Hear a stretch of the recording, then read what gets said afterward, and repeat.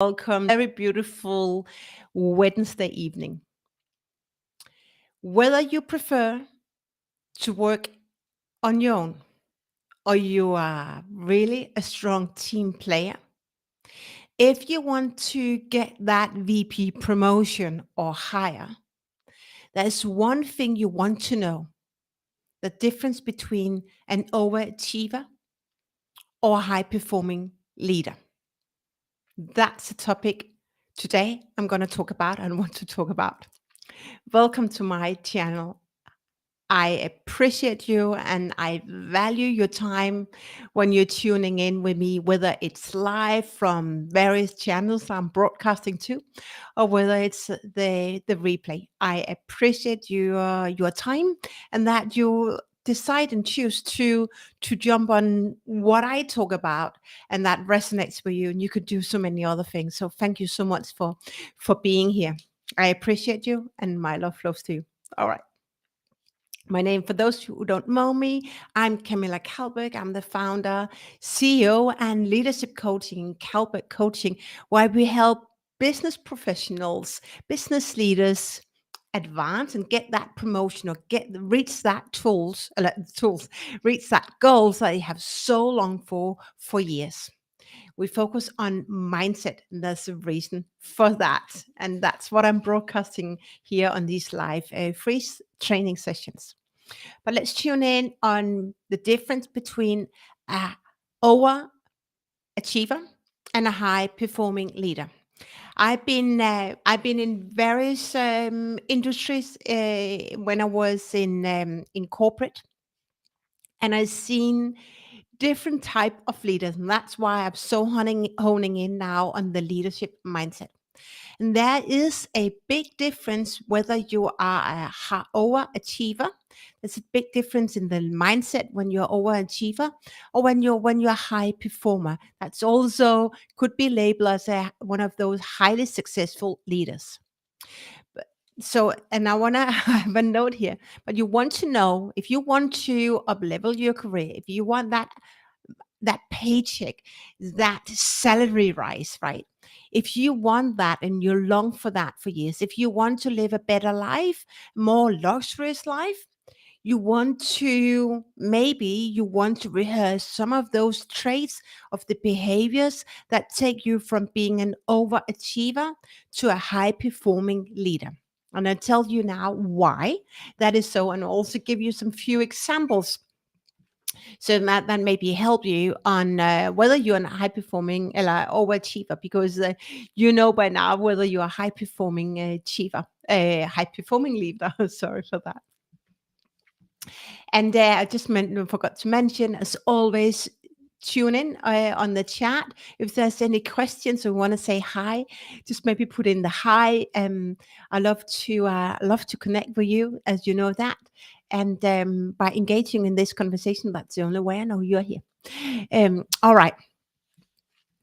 Overachievers. Why is it important to know whether you're an overachiever if you want to advance?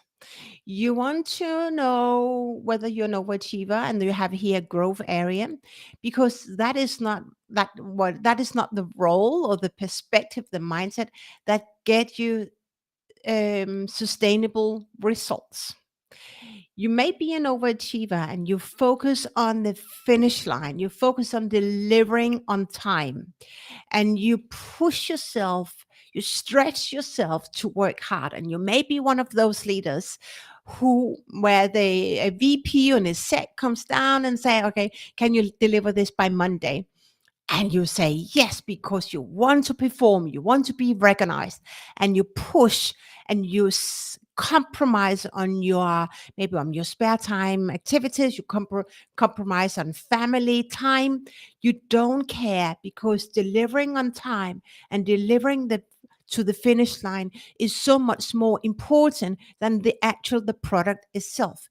It can also be that you don't even care so much about the details of the product, whether it actually fits and supports the strategy, whether some of these very important details actually are the right details, right?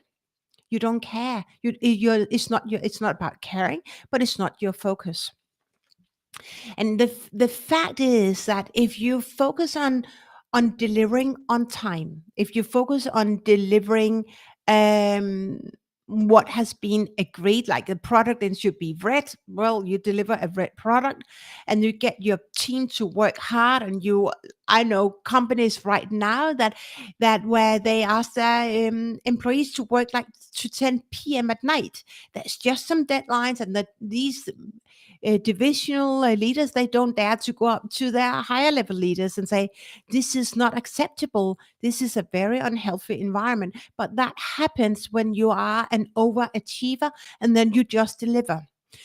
And that's very high risk for companies who run their organizations that way. Not only do they run the risk of not getting the product that actually set them up for success, but when you push your employees so far to work harder, then quality and time, you don't get the quality that you need. And so what happens that you may have this red product on time, but the quality is bad. That is a big consequence. And you don't want to hit that consequence, right? You don't want to hit that wall. And also because of this high, you so much want to deliver on time, and you don't dare to go up and challenge the leadership team from an open and strategic perspective. Say, hey guys, listen here. I got this task, but it doesn't really support my team. I asked my team to work 10 hours a day, and what they deliver is, excuse my French, is crap. The quality is low because, when you worked hard, when you work like 10 hours a day for 2 3 days, your brain stops working, it shuts down. If you don't do that, if you don't protect your people, your employees, then you deliver on time, but you deliver bad quality. And what happens is that it's affect yourself, you harm yourself, you create a very unhealthy working environment. And I see people in my professional network and my clients showing up where it's just simply unbearable. And so it hits all your free bottom lines. Maybe not all free, but at least the two, the financial and the social wellness. It hits the corporate bottom lines financially, and you say safety, and health wise. And what happens also when you are a under high performer, when you are a overachiever, you often forget to develop your team members. And more often so, you forget or maybe do not focus on promoting within. And there's some reasons for that, because fear of being run over by competitors, whatever. There's a lot of fear, and that's the reason why you are an overachiever. And then when you are an overachiever, and if you know your colleagues are overachiever, they also have low moral. It doesn't matter how the red product is delivered, it's just delivered. And that's why it's I want to bring attention to this, because if you want to advance and be recognized for the impact and recognized for the efforts you put in, you want to stop being an overachiever and learn how to become a high performing leader. That's it. Cannot be discussed. You want to stop being an overachiever. And that's a comment here. Just want to check in. Oh, hey, Virginia. So nice to see you. Just chipping in. Yeah. We're talking about being an overachiever and a high performer, and high performing leader. All right. So I just talked about the consequences of you being an overachiever. Then, if we go on to the other camp, and I promise that today or the day after, I will release a graphic. I should get my marketing manager to create that graphics, because it's so important. Then you can just do this kind of the card and just remember yourself where you want to go. When you are a high performer leader, you focus on the product. You don't really focus on whether it's red. All right, that is the kind of the frame of it. But you focus on whether That's good, Virginia. Is that you care whether the product supports the strategy. That's your vision, because high performer leaders, remember, if you followed me for a while, they have the strategic vision. They are visionary. They think like 5 or 10 years ahead. And those are the people who develop, and my body reacting now, those are the people who develop your company. And you want more of those high performing leaders. So, and because of they are visionary, they focus on the product, like I've been in project management for so long, but now forgot about it. So, but the details of the product, they don't go in the details, but they want to make sure that the product they are asked to deliver supports the strategy. Whereas when you're an overachiever, you don't focus on the product. You just focus on delivering, whether it's actually those in the board who have asked for that, they haven't thought everything through, and those who have created the product brief, they haven't been cleared enough. You don't care, because you just are an overperformer and you just deliver what you've been asked to. But that's a difference when you're a high performing leader. You care. And what you also care about is your employees. And here is the rise and fall, I would say, of highly successful leaders and not so highly successful leaders, like an overachiever and a high performer. And that's where, and I see some conversation earlier this week where that was a really tough conversation. Where also a friend of mine said, talked about emotional intelligence. And I think she just pushed the button, because we're talking about emotional intelligence. What do I mean by emotional intelligence? So intelligence, we know what is. Where you go to school, university, and you're intelligent. You know, like if you're an engineer, what the process is to build a car or a whatever product you're gonna build. But the emotional intelligence, that's why you socialize with people. That's why you set people up for success. And highly successful people, they create dream teams. I call them dream teams. So they create a safe work environment that invite and cultivate people to deliver more. And what happens when you get these two teams, one led by the overachiever and one led by the high performing leader, they both work 10 hours a day for a week. But who do you think delivers the best product? It's not the high overachiever leader, because it's driven by fear. It's driven by lack of respect, lack of acknowledgement.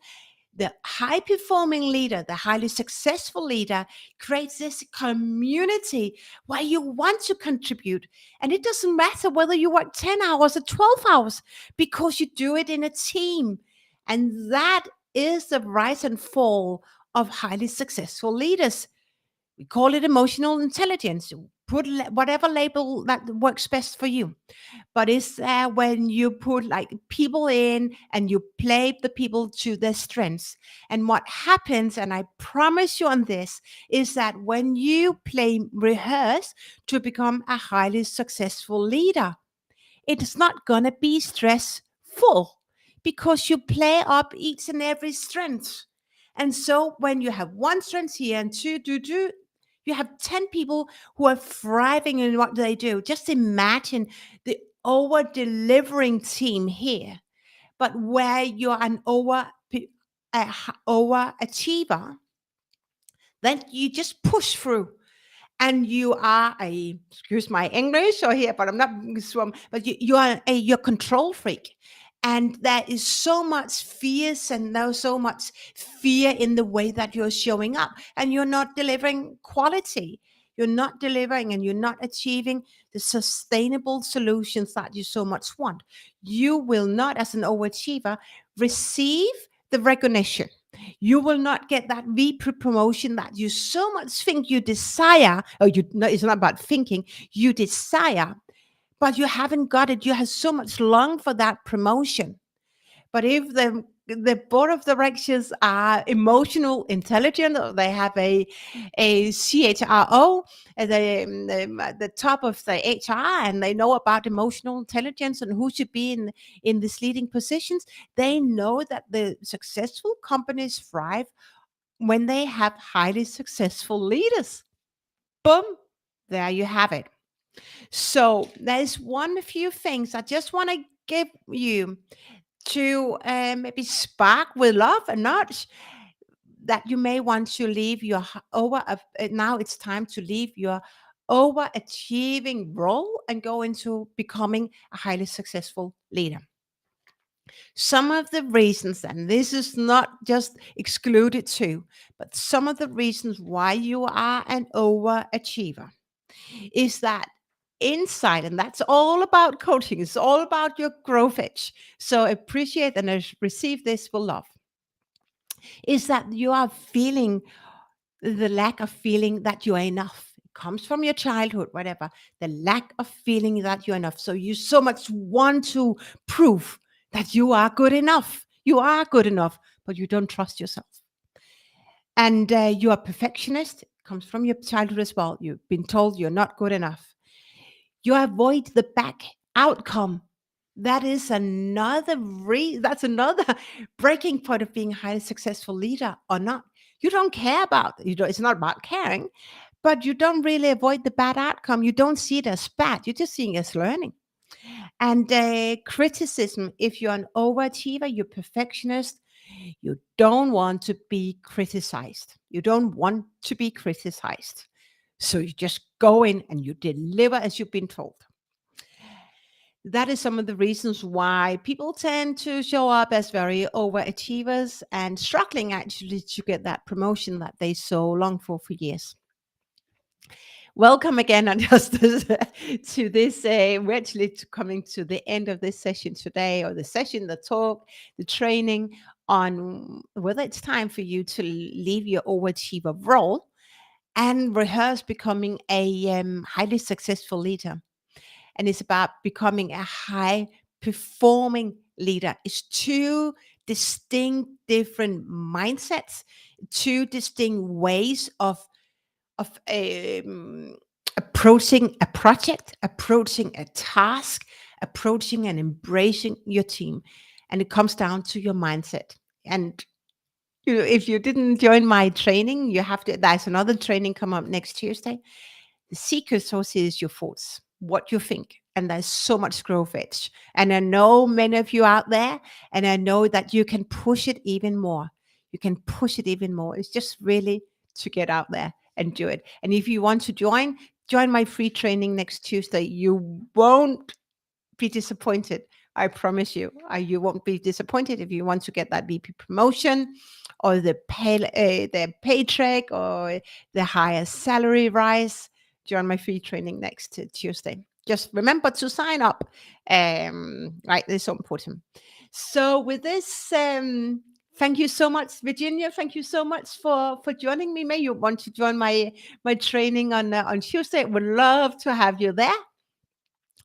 But thank you again. My name is Camilla. I'm the founder, CEO, and leadership coach on Calvert Coaching. And I'm here to help you get those goals that you so desire and you long for. And I know that is a secret sauce called mindset. And I'm here to teach you and train you how to do that. All right. With this, the sun is still shining here in Denmark. It's almost 9:30. We're lucky that it's not raining. So enjoy the rest of the evening where you are, and looking forward to connecting with you again tomorrow. I appreciate you. I value your time. My love and appreciation flows to you. Bye for now.